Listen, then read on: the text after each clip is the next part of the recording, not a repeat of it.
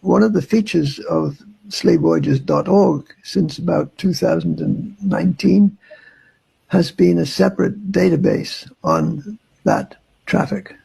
So we've now got actually more voyages in the inter-American slave trade database than we've got in the transatlantic slave trade database.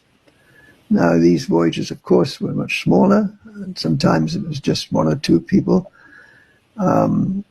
as captives, but typically you would have maybe up to 100 or more individuals taken from Jamaica and taken down to Cartagena.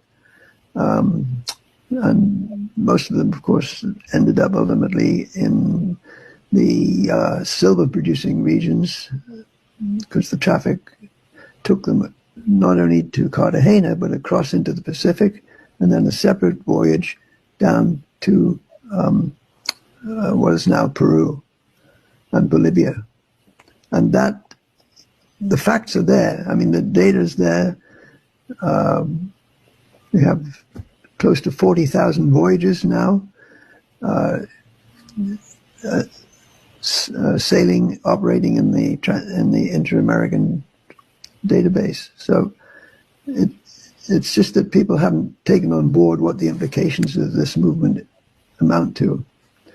And what follows from that, too, is the fact that the main driver of the slave trade was probably not sugar at all, but silver, ultimately, coming from what is now Mexico, as well as Peru, and also gold coming from Brazil. And if you look at the data, you can see that the value of gold and silver output was always much greater than the value of sugar.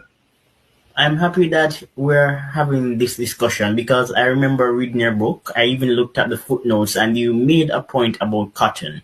So cotton is now the crop in historical research. How important was cotton?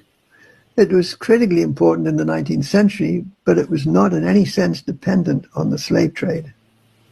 The striking demographic fact about the Americas is that the black population of the U.S., which of course amounted at the time of the Civil War to something like 4 million people, those people did not come from Africa. They came